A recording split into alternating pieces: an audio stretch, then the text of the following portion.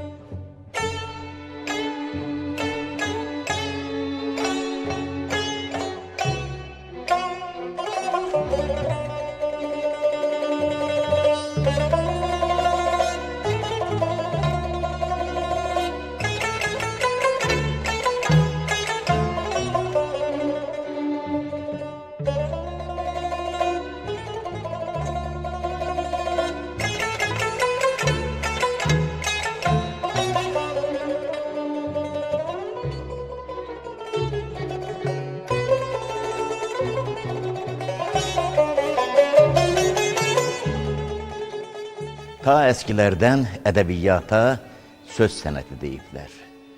Ancaq ədəbiyyatı yalnız gözəl sözlərin ruhu, gözü, qulağı oxşayan düzümü saymaq düz olmazdı.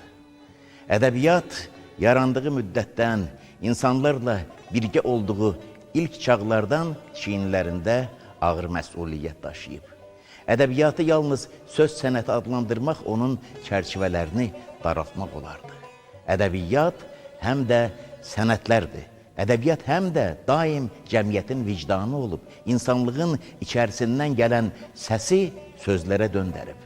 O səbəbdən də ədəbiyyat həm də sözlərlə yaranan sənətdir, ədəbiyyat həm də tarixdir. Tarixin dünənlərinə baxırkən, Azərbaycan ədəbiyyatının uzaqlarından bugünə gələn bir qafilə keçir göz önündən. Onlar olmasaydı, bu millət bu cür olmazdı. Onlar millətin ruhunu həmişə kökdə saxlayıblar. Onlar millətə həmişə gələcəyə səfərbər ediblər. Onlar millətə həmişə içərdən güc veriblər, ümid veriblər, inan veriblər. Ədəbiyyat daim həm də o sözü deyib ki, həmin dərdlər millətin içərisində qövr eləyirdi. Onların sözə çevrilməsi hər kəsin ehtiyacı idi. İnsanların içərisindəki dərdi, ağrını sözə döndərən, misralara, sətirlərə çevirən, kitablaşdıran və gələcəyə ötürən ədəbiyyatı təqib eləyiblər. Ona zülmlər də veriblər, işgəncələrə məruz qoyublar. Ədəbiyyat adamını, yazıçını, şairi zindanlara atıblar, sürgünlərə göndəriblər, gülləyə tutublar, edam eləyiblər, yüz cür cəzalar veriblər. Ancaq məsləkindən, əqidəsindən dönməyib, böyük yolunu davam elətdirib. Çünki ədəbiyyat bütün tarix boyu və dünyanın hər yerində insanlıq qarşısındakı böyük borcunu dərk eləyib. Mətanəti ilə, yenilməzliyi ilə, sınmazlığı ilə, yenilməzliyi ilə, mərdanəliyi ilə, susturula bilməməyi ilə söz adamı həm də bütün gələcək nəsillərə dərs verib. Məğlub olmamaq, inamını itirməmək, daha gözəl sabahlara ümid bağlamaq dərslərini.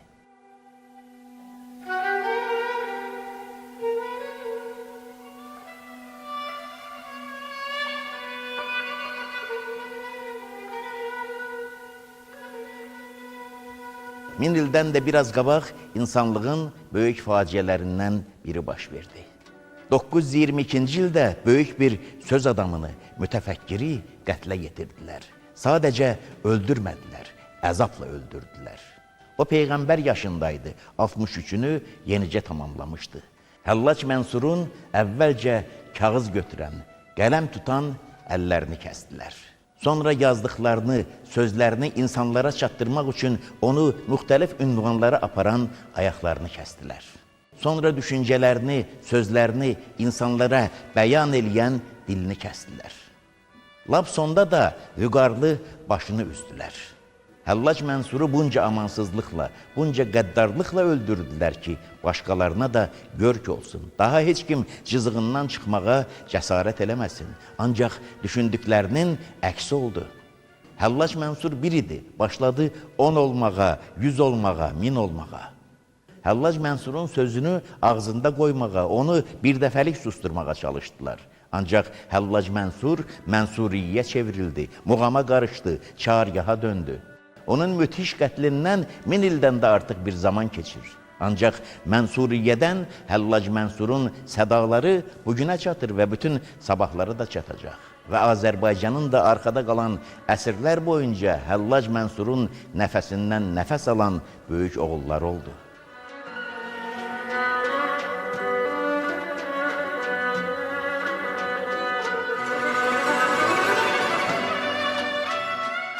...14-cü yüzyılın sonlarından, 15-ci əsrin əvvəllərindən bir nəsim əsməkdədir. O nəsim 6 əsrdir ki, Azərbaycan insanı ilə birgədir. O saf nəsim dilimizin göyçəkliyi, musiqisi ilə doludur. O saf nəsim məhəbbətlə çağlayır. Ancaq o saf nəsim həm də mübarizədən, mətanətdən, qüdrətdən deyir. O saf nəsim böyük Azərbaycan şairi və mütəfəkkiri Seyid Əli İmadəddinin nəsimidir. Sabahın nəsimisi olacaq Seyid Əli İmadəddin dünyaya 1369-cu ildə gələndə Həllac Mənsurun qətlə yetirilməsindən 447 il keçirdi. Ancaq çox keçməyəcək ki, qəlbi atəşli bu gənc ədəbiyyat aləminə gələcək, qələmə sarılacaq, insanları məftun edən şeirlər yazacaq. Və ona yolunun lap başlanğıcından Həllac Mənsurun nəfəsi dəydiyindən özünə Hüseyni təxəllüsü götürəcək. Fitrətdən ona nəsib olan azad düşüncə, sərbəstlik, çərçivələrə sığmamaq və lap əvvəldən Həllac Mənsurun nəfəsinin ona dəyməsi səbəb oldu ki, gələcəyin böyük nəsimisi elə Həllac Mənsur gedən yolu getdi. Onun kimi şəhidlik zirvəsinə ucaldı. Onun kimi insanlara görk olan bir yaradıcılıq və bir ömür yaşadı. Nəsimini Azərbaycan insanı dünya bir şair kimi sevir. Əlbəttə, bu sevgiyə layiqdir. Böyük şairdir. Ancaq Nəsimi və Nəsimi qəbilindən olan mübarizlər sadəcə şair deyirlər. Sadəcə ədəbiyyat adamı deyirlər.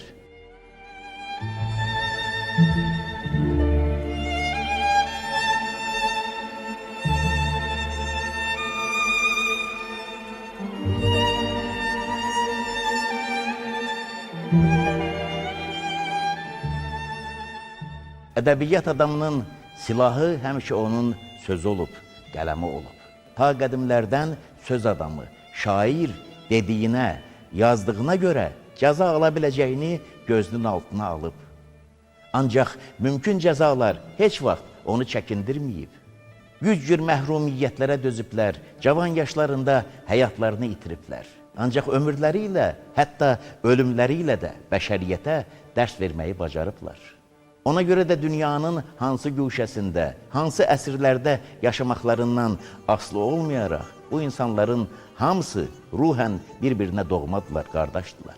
Bu faciələr tarixin təxminən eyni kəsiyində baş verib.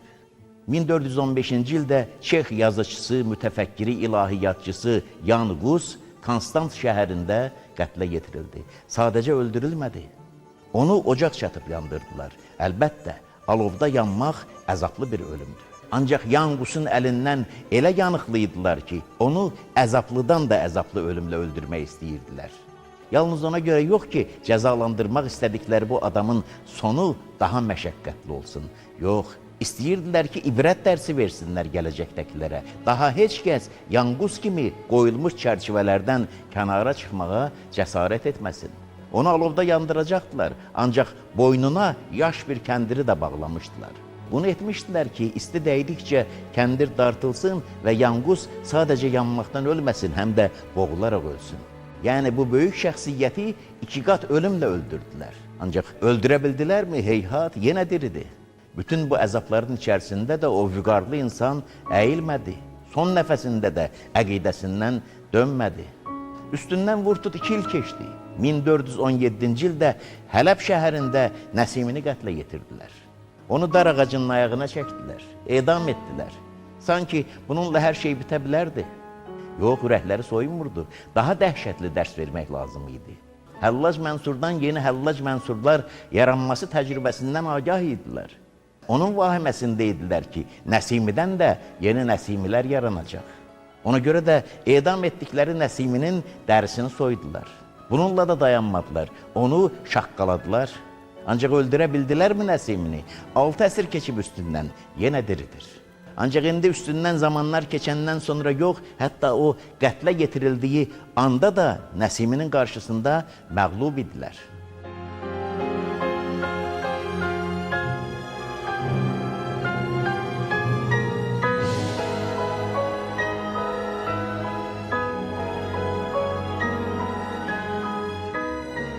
...1546-cı ildə Nəsiminin dünyadan köçməsindən bir əsrdən biraz çox keçirdi.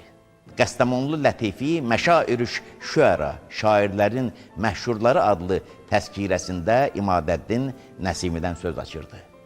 Qəstəmonlu Lətifi Nəsimini sevməyən adam idi. O, hürufilərə kim bəsləyirdi? Onları ucdan tutma kafir sayırdı. Ancaq Qəstəmonlu Lətifi həm də qələm adamı idi. Sözün gücünü anlayan bir şəxs idi. Həmin səbəbdən də yolunu, əqidəsini qəbul etmədiyi, ədavət bəslədiyi Seyyid İmadəddin Nəsiminin sözü qarşısında etiraf etməyə məcbur idi. Nəsimi sözünün füsunkarlığından yazırdı. Nəsimini eşq meydanının sərbaz-ı beybimi, yəni qorxu, hürkü bilməyən əskəri, məhəbbət Kəbəsinin fədai əzimi, yəni əzəmətli, böyük qurbanı adlandırırdı. 1417-ci ildə Nəsiminin qətlə yetirilməsindən lap az sonra bir ərəb salnaməçisi yazıb. O da Nəsimi qarışıq bütün hürufilərə nifrət eləyən bir adam idi və yazdıqlarında bu nifrətini də açıqca bildirirdi. Ancaq növbə gəlib çatırdı Nəsiminin sözünə. O da Nəsimi sözü qarşısında məğlub vəziyyətdə idi. Nəsiminin şeirlərini şəxsən oxuyub təsirləndiyini yazmağa qorxurdu. Çəkinirdi, deyərlər ki, onu kafir hesab elədiyin nədir, şeirlərini oxumağın nədir. Ancaq vicdanı da yol vermirdi ki, bir həqiqəti etiraf eləməsin. Yazıb ki, deyirlər, gözəl şeirləri var. Yəni, gözəllik həmişə qalibdir. O gözəlliyi yaratmışı məhv edə bilərsən. Ancaq həmin gözəllik, o gözəlliyi xəlq etmişi mütləq yaşadacaq. Örnəyi İmadəddin Nəsimi 6 əsr keçir, 6 əsrdir ki, o insanlarla birgədir. Yaratdığı gözəlliklə, verdiyi mübarizlik, mərdanəlik dərsləri ilə insanlarla birgədir və həmin dərsləri verməkdə davam edir.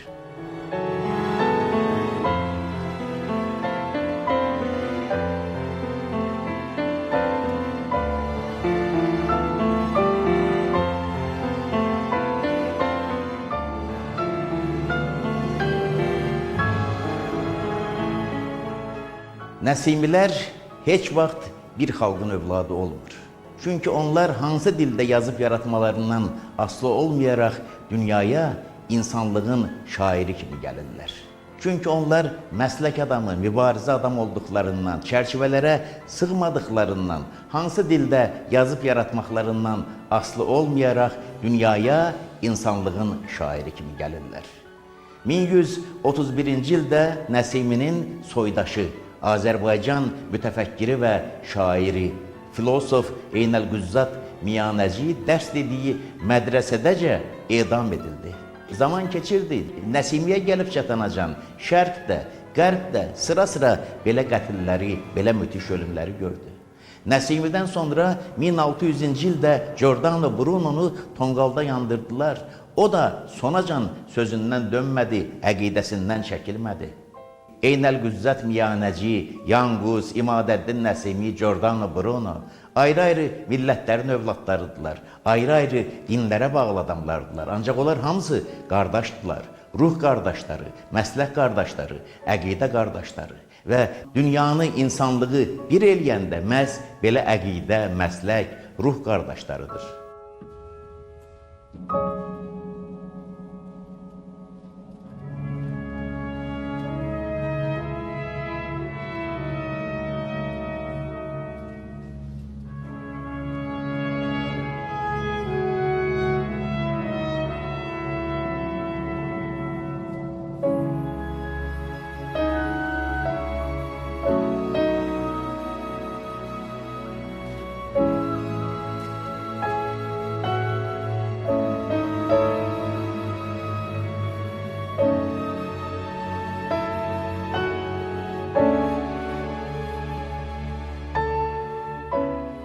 13-cü yüzildə elə İmadəddin Nəsiminin də öz əsas ustadlarından saydığı Cəlaləddin Rumi mənəviyyat məsnəvisində o ruh qardaşlığının fəlsəfəsini açırdı. Ey bəsa Hindu və Torki həmzəban, ey bəsa do Tork çün biqavnegan, pəs zəbani həmdəmi xod digər əst, həmdeli əz həmzəbani behtər əst. Deyirdi ki, eyni dildə danışan çoxlu Hindlilər, Türklər var. Ancaq bir çox türk də var ki, türk olduqları halda, eyni dildə danışdıqları halda bir-birini anlamırlar. Deməli, bir-birini anlamağın, duymağın dili tamam fərqlidir. Demək, məhrəmliyin, bir-birini hiss etməyin dili eyni dildə danışmaqdan daha üstündür. Məhz belə dünyanın dörd bucağındakı o böyük düşüncə, qələm sahibləri tarix boyu insanlığı irəli aparıblar. Onlar bəlli bir xalqın övladları olsa da, həm də bəşəriyyətin balalarıdırlar. O məğrur sırada 6 əsrdir ki, Nəsiminin də məğrur başı ucalmaqdadır. O düşüncə, o əqidə, o ilham sahibləri yazıb yaradıblar. Gələcək nəsillərə kitablar yadigar qoyublar. Onlar elə həmin sıradan Nəsiminin özü də müharibələrdən keçiblər, qanlar, qadalar görüblər, itkilərə şahid olublar. İnsanların haqlarının tapdalandığı, ədalətsizliyə məruz qalması da onları daxilən incidib. Bütün bunlara qarşı sözlə üsyana qalxıblar.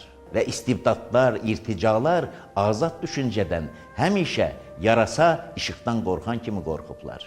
Nəsimi də daxil olmaqla bu şanlı qatardakıların hamısı çağdaş bir deyimlə ifadə edəcək olarsa, insan haqlarının müdafiəçiləri olublar. Yenə çağdaş bir ifadə ilə deyəcək olarsaq, Nəsiminin və onun bu qəbildən olan ruh, əqidə, məslək, qələm qardaşlarının bütövlükdə hamısının yaratdıqları bir qətnamədir. İnsan haqlarının, insan azadlıqlarının, insan düşüncəsinin sərbəstliklərinin müdafiəsinə həsr edilmiş bir qanunnamə. Ancaq rəsmi dillə yazılan quru qanunlardan fərqli olaraq bunlar şeirin incə, ruhu tərpədən zərif dili ilə qələmə alınıb. Ona görə həm insanların qəlbini riqqətə gətirib, həm düşüncələrində fırtınalar oyadıb. Ürəklər və düşüncələr Fatihi İmadəddin Nəsiminin bütün ruh qardaşları ilə birgə həmin yolu bütün gələcəklər içərisində davam edəcək.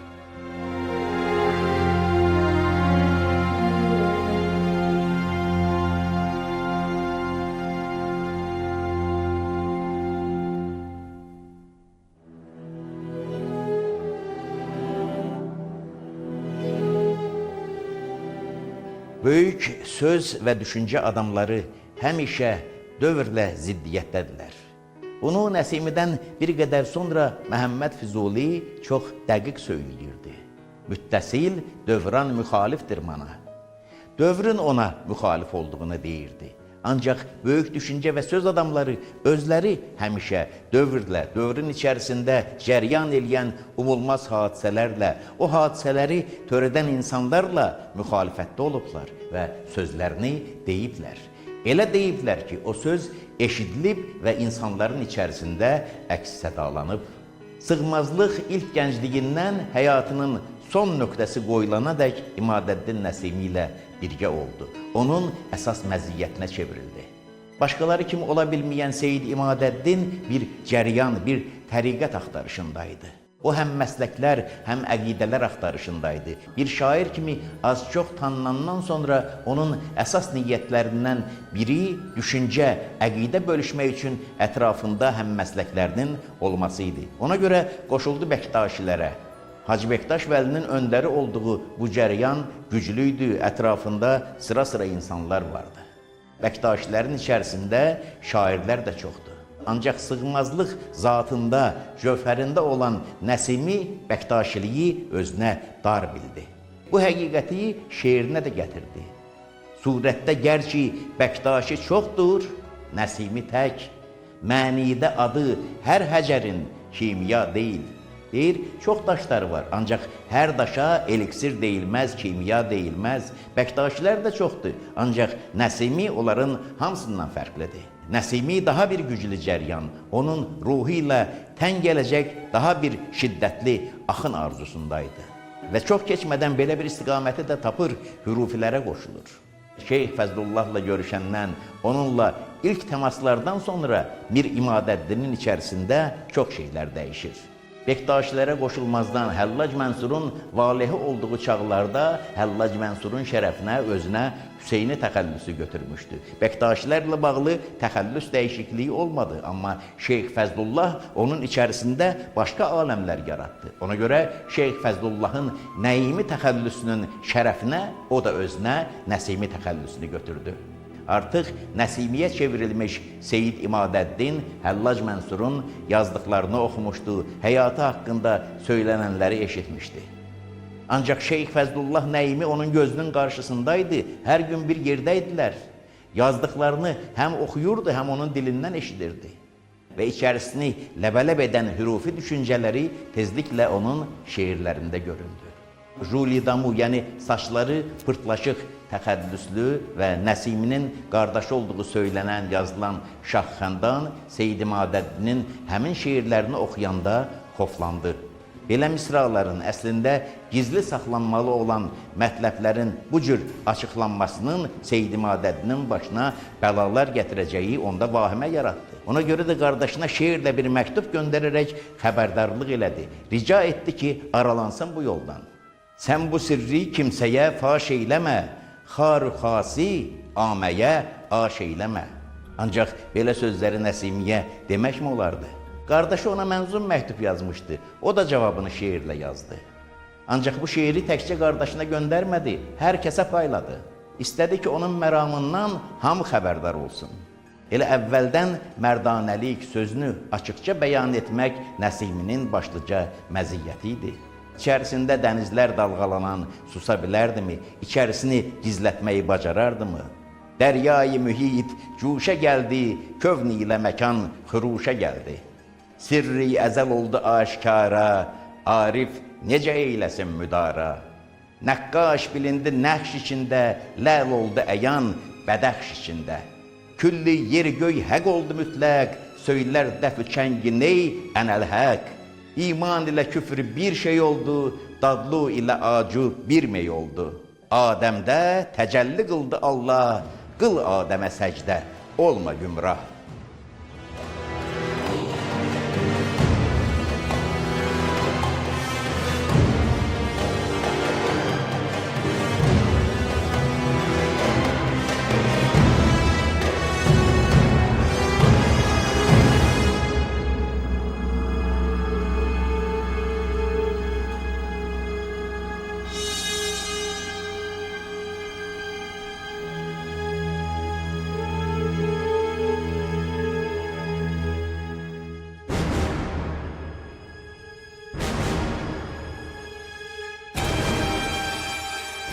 1386-cı ildə Fəzlullah ətrafına yeni ardıcıllar toplamaq üçün Şirvana gəlir. Nəsimi o zamanlar artıq bir şair kimi yetərincə şöhrətlənmişdi. Ancaq görüşünü çoxdan arzuladığı Fəzlullahla rastlaşandan, qəlbinin minbir teli ilə hürufiliyə bağlanandan sonra Nəsiminin şairdə ilhamı 1-ə 5 coşdu. Yazdığı şeirlərin sayı da, içərisindəki güc də artdı və onların yayılması da sürətləndi. Çünki artıq sayı bilinməyən hüruflər həmin şeirlərin yayıcılarına çevrilmişdilər. Ona görə də Nəsimi həmin dövrdə iftixarla belə bəyan edirdi. Ey Nəsimi, cahanı tutdu sözün, övnək Allah ki, şəhi kişvərsən. Şəhi kişvər, yəni ölkə padişahı. Əlbəttə, bu şeirdə həmin sözlər məcazi mənada işlənib. Ancaq həmin söz bir başqa düşüncədə oyadır. Hürufilik cəryanını ənənəvi olaraq hərflərlə, ərəb əlifbası ilə bağlayıblar. Hüruf hərf sözünün cəmidir. Həqiqətən də hürufilərin təlimində hərflərin, onların məxsusi mənalandırılmasının ayrıca bir yeri var. Ancaq hürufilər də, bektaşilər də, əxilər də, sufilər də və sayı 70-i aşan təriqətlərin əksərinin təməlində dayananlar sənət peşə sahibləri idilər. Bu cəryanların, təriqətlərin, axınların üstünü zahirən din, fəlsəfə pərdəsi örtsə də, təkində ayrı ocaq yanmaqdaydı. Sənət peşə sahiblərinə herfə deyirlər və bu da təsdiqlənir ki, hürufilik elə herfə sözü ilə də bağlı ola bilər. Yəni, sənət peşə sahibləri ilə birbaşa. Amma biraz miqyasda baxanda, üstdən baxanda gərək o mənanı da nəzərdə saxlayaq bu mənanı da. Hüruf, hərflərlə bağlılıq olsun bunun üst qatı. Amma daha dərində gizlənən o herfə ilə, sənət peşə sahibləri ilə bağlılıqlar idi. Və həmin o Şah-ı Kişvər sözü, bu cəryanlara qoşulanların, bu təriqət yolunu tutanların son məqsədi heç də yalnız təkkiyələrdə bir-birinə şeir söyləmək, ayrı-ayrı kitabları oxuyub düşüncə bölüşməkdən ibarət deyildi. Son məqsəd ictimai-siyasi həyatda nələrəsə nail olmaqdan ibarət idi. Hakimiyyət də bunu anlayırdı. Ona görə də ayrı-ayrı təriqətlərə qarşı bunca səbirsiz idilər. Onlara cəza verəndə bunca amansız idilər.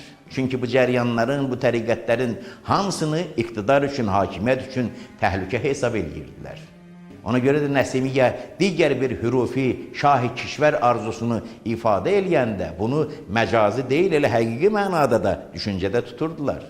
Deyirdilər ki, bunların ürəyindən hakimiyyəti ələ keçirmək, taxt-ı taca sahib olmaq, elə gerçək mənada Şah-ı Kişvər olmaq keçir. Ona görə də belə cəryanların mayasında inqilabçılıq olan İmadəddin Nəsimi kimi oğullara çox ehtiyacı vardı. Nəsimi idealı saydığı Şeyx Fəzlullahla vüsala yetmişdi, hürufilərə qovuşmuşdu. Fəzillə, hürufilərlə birləşəndən sonra həyatda axtardığı əsl yolu tapdığını elan edirdi. Fəzl-i həqdir, vaqifi əsrarımız, fəzl-i həqdəndir, qamu ənvarımız. Fəzl-i həq göstərmiş idi karımız, fəzl-i həqdir, fəzl-i həq memarımız. Nagəhan bir şahə düşdü könlümüz, üzü bədrü mahə düşdü könlümüz. Ta ki Fəzlullaha düşdü könlümüz, uş həqiqi raha düşdü könlümüz. Həqiqi raha, doğru yola düşdü könlümüz deyirdi. Və Nəsiminin qüdrətli, sirayət edici sözü ilə, hürufilərlə birlikdə olması Şeyx Fəzlullahın da, bütün hürufilərin də gücünü çox artırırdı. Təbii ki, artan güc yuxarılarda daha artıq narahatlıqlar doğururdu və qarşılıqlı tədbirlər görməyə çalışırdılar. O tədbirlərin ən kəskini, ən qətisi Şeyx Fəzlullahın aradan götürülməsi olur. Həbsə alırlar Şeyx Fəzlullah Nəimini. Onu qısa bir müddət Əlincə qalasında dustaq saxlayırlar. Sonra bütün müridlərə dərs olsun, görgü olsun, ibrət olsun deyə dəhşətli bir ölümlə həlak edirlər. Nəimini ata bağlayıb kəhəri qamçılayırlar. Hürkmüş at qayalıqlar, daşkəsək arasından sürətlə çapıb gedir. Şeyx Fəzlullahın bütün bədəni parça-parça olur. Ancaq məhəbbətnamə, ərşnamə, cavidannamə kimi düşüncə abidələri yaratmış Şeyx Fəzlullah Nəimi müdrik bir insan idi. Heç tez belə bir sonluğun olacağını hər halda təsəvvür etməmiş deyildi. Ola bilsin ki, sonluğun bu cür müthiş olacağını ağla gətirməzdi, amma hər halda həbsə alınacağını, zindana atılacağını, ona mütləq cəza veriləcəyini düşünürdü. Ona görə də tədbirdə hərəkət eləmişdi. Öncədən vəsiyyətnaməsini yazmışdı.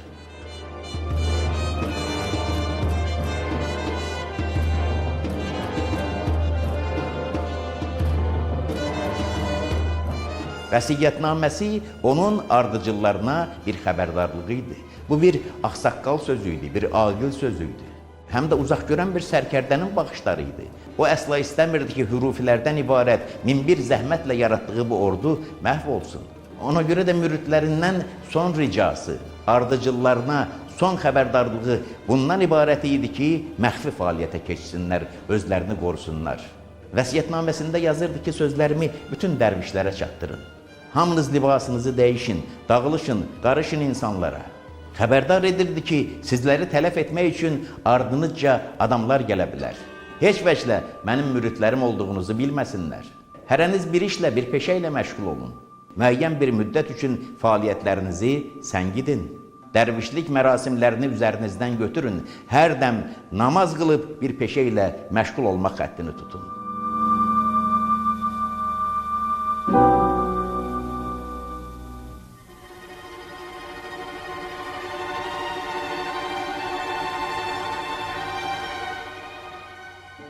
Adətən bir sözü eyni mətn içərisində təkrarən işlətməyi xoşlamayan Şeyx Fəzlullah bu vəsiyyətnaməsində eyni mətləbi dönə-dönə təkrarlayır, vurğuluyur. Məxfiliyə riayət eləyin, özünüzü gizlədin deyirdi. Çünki anlayırdı ki, bugünün sabahı var. özlərini indi kükrəməkdə olan dalğadan qoruya bilsələr, gələcəkdə yenidən qalxa, yenidən coşaq, yenidən mütəşəkkil ola bilərlər. Təbii həmin vəsiyyətnamə başqa hürufilərdən, digər müridlərdən fərqli olaraq Şeyx Fəzlullahın sağ əli sayılan İmadəddin Nəsimiyə daha tez çatmışdı və o ustadın sözünə qulaq asır. Qaçır Anadoluya. Sözə qulaq asmağını asmışdı, ancaq axıracan yox. Axıracan qulaq assaydı ki, Nəsim olmazdı. Sığmazlıq onun cöfərində, iliyində idi. Artıq bu cəriyana qoşulmuşsa, o dayana bilməyəcəkdi. Qaçmağına Anadoluya qaçıb gedir, ancaq orada sakit dayanmır. Şeyx Fəzlullah ən azı bir müddət üçün susun demişdisə də, Nəsimi Anadoluda da kirimir. Artıq şair Nəsimi, hürufi Nəsimi, mübariz Nəsimi elə bir həddə çatmışdı ki, öz içərisinə də sığmırdı. Məndə sığar iki cahan, mən bu cahana sığmazam. Gövhər-i la məkan mənəm, kövnü məkana sığmazam. Kimsə gümanı zənn ilə olmadı həqqi ilə biliş. Həqqi bilən bilir ki, mən zənn-ü gümana sığmazam.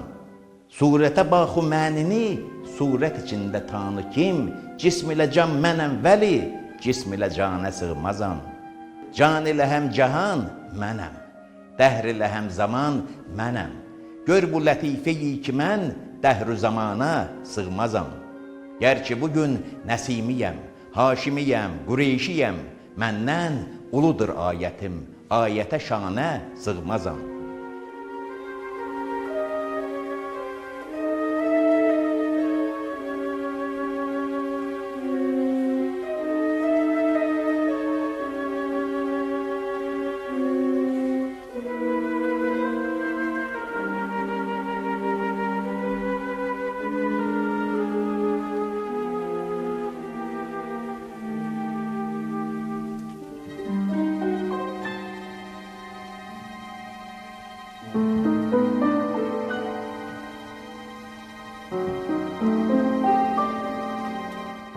Nəsiminin hürufiçi şeirləri dalğa-dalğa yayılmaqdaydı.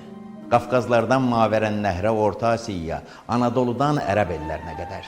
Təbii ki, şeirlərin yayılış dairəsi genişləndikcə onların doğurduğu narahatlıqlar da artırdı. Nəsiminin ətrafındakı çevrə asta-asta daralmağa başlayırdı. Ayrı-ayrı əlamətlərdən Nəsimi bunu hiss etsə də, müəyyən dost-tanış xəbərlər yetirsə də, o daha dayanan deyildi. Və əks tərəfdə vaxtı ilə Fəzlullah'a verdiyi cəzanın bir daha dəhşətlisini Nəsimiyə vermək niyyətində idi. Girəva axtarırdılar, nəhayət istəklərinə nail də olurlar. Həlab bazarında bir cavan şeir oxuyurmuş. Nəsimi həm ana dilində türkçə yazırdı, həm farsça, həm ərəbcə. Hər üçündə də çox gözəl. Məqsəd də ondan ibarət idi ki, onun yazdığı şeirlər, hürufiçi düşüncələr daha geniş dairəyə yayılsın. Və günlərin birində Hələb şəhərində, bazarda bir cavan Nəsiminin farsça yazdığı şeiri oxuyurdu. Həqbin nəzəri bayət, ta ruye mərə binət. An kəs ki bovət xodbin, key ruye xoda binət. Yəni, haqqı görən gözlər lazımdır ki, məni görsün. Xudbin olan Tanrının çöhrəsini necə görə bilər?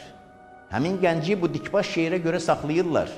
Xəbər alırlar ki, bu kafirliklə dolu Nəsimi şeirini hardan əldə eləmisən? Nəsimi özü hardadır? Onun yerini bizə göstər. Cavan qayıdır ki, bu şeir mənim özümünkidir. Nəsimi elə mənəm.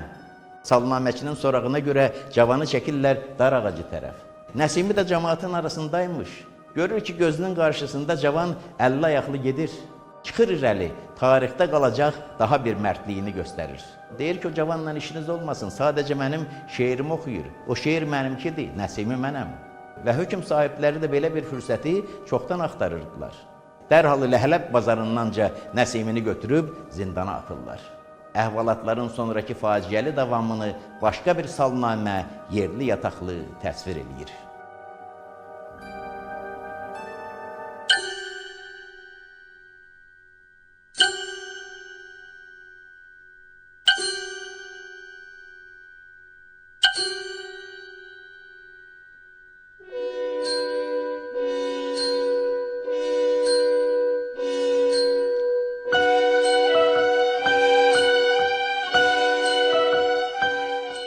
15-ci yüzilin ərəb tarixçisi Müzəffərəddin Əhməd ibn İbrahimin Künuz-əz-Zəhəb və Tarixi Hələb Qızıl Xəzinələri və Hələb tarixi adlı bir əsəri günümüzə gəlib çatıb.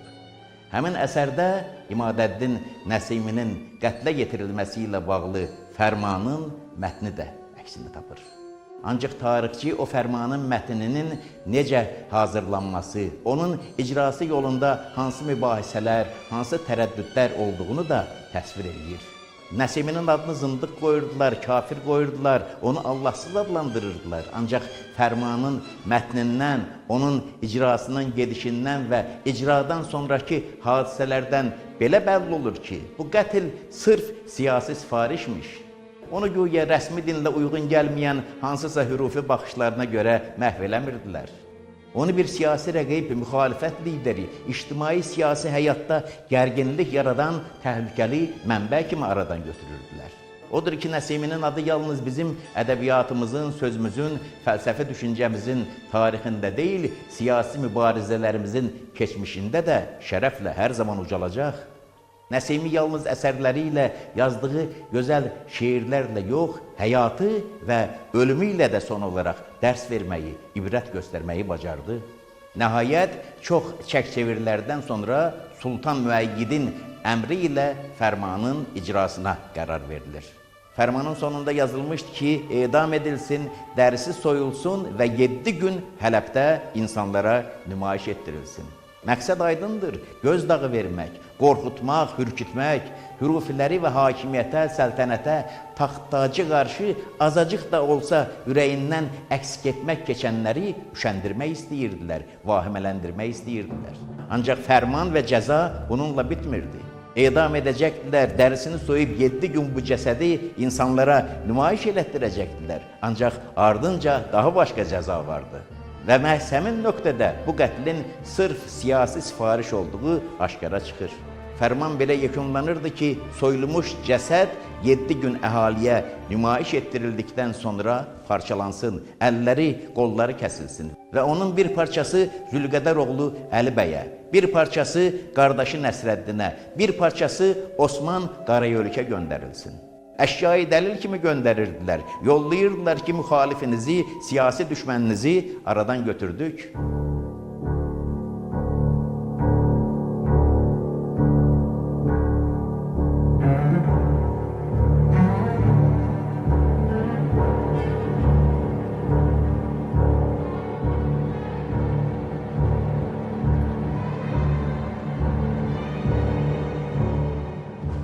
Ancaq cazibədar sözü ilə, üstün düşüncələri ilə, iti qələmi ilə həmişə qalib olmuş İmadəddin Nəsimi 1417-ci ilin o faciəli günündə, qətl, edam anında da yenə çox ucalardaydı. Və Nəsiminin edamı onun ruh qardaşı Babəkin edamını yada salır. Babək vüqarlı, yenilməz bir insanıdır. Qətl anında o elə igidlik göstərmişdi ki, hətta ona düşmən olan ərəb tarixçiləri onun kişiliyini etiraf etməyə məcbur qalmışdılar. Babəkin əvvəlcə qılınc vuran sağ qolunu kəsmişdilər, sonra sol qolunu kəsmişdilər, sonra ayaqlarını, sonra da başını üzmüşdülər. Ərəb salnaməçisi heyrət içərisində yazırdı ki, bunca əzablar müqabilində Babək cınqırını belə çıxarmadı.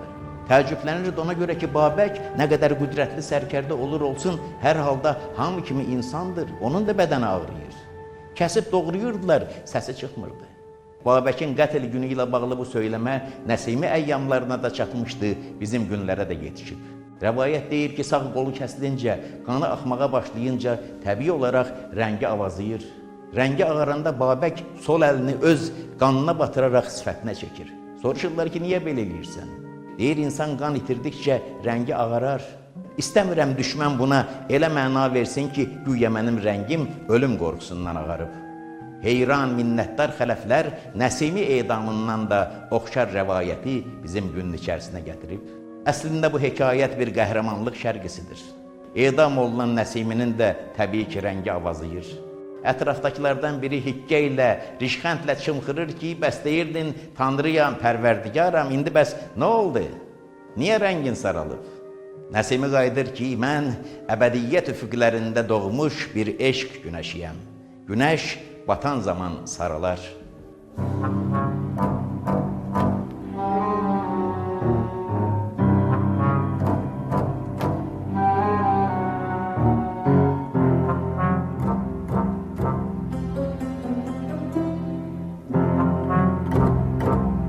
Bəşər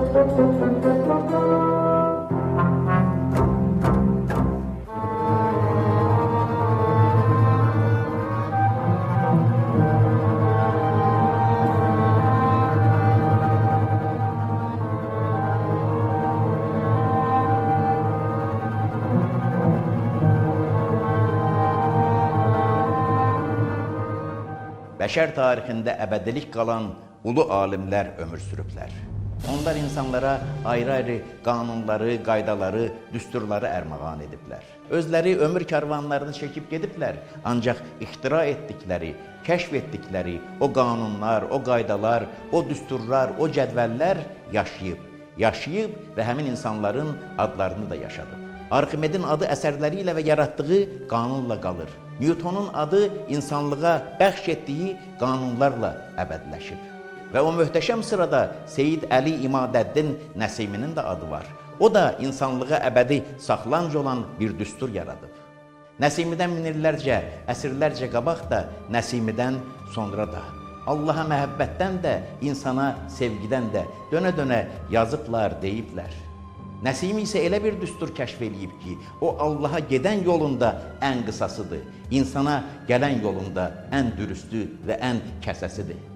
Nəsimi Allahı, pərverdigarı insanlaşdırıb, insan qəlbinə daha yaxın eləyib və eyni zamanda Seyid İmadəddin insanı Tanrı mərtəbəsinə ucaldıb, ilahiləşdirib.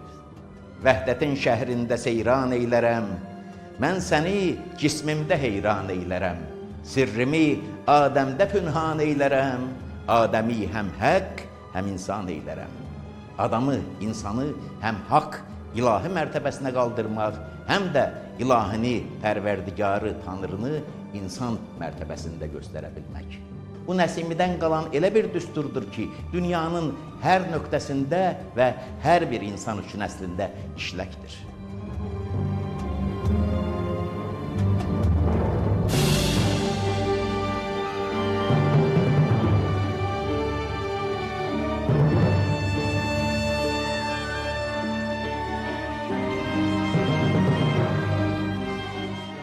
Bəşər övladı Tanrını insanca səmimi bir məhəbbətlə sevə bilsə, yanında yörəsindəki insanları da elə ilahi mərtəbəyə ucaltmağa qadir olsa və gündəlik həyatında hər gün buna riayət etsə, əlbəttə ki, daha xoşbəxt olacaq. Tək öz millətinə, Azərbaycanlılara, bütün yaxın və orta şərqə deyil, dünyaya bu düsturu yadigar qoymuş İmadəddin Nəsiminin əlbəttə ki, insanlıqla əbədi birgə qalmaq haqqı var və insanlarla daimi qalacağına inamını da İmadəddin Nəsimi 6 əsr öncə açıqca söyləmişdi. Ay ilə günəş üzün heyranıdır, müşk ilə əmbər saçın tərxanıdır. Kün Nəsimi aləmin sultanıdır, dövrananın dövranıdır. Nəsiminin yaşadığı çağlar tarixin dünənində qalıb. Artıq 21-ci əsrdir, 3-cü minillikdir. Ancaq 14-cü yüzillikdə, 15-ci əsrdə olduğu kimi bugün də solmaz sözü ilə dövr Nəsiminin dövrü, dövran onun dövranıdır və həmişə də belə olacaq.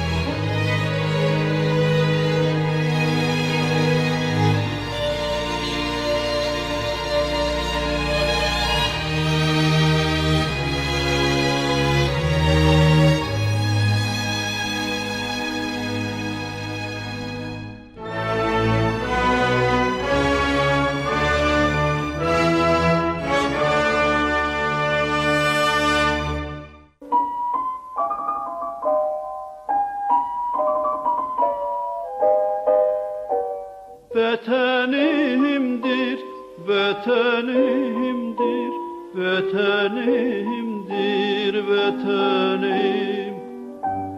Vətənim Vetenimdir, vetenimdir, vetenim.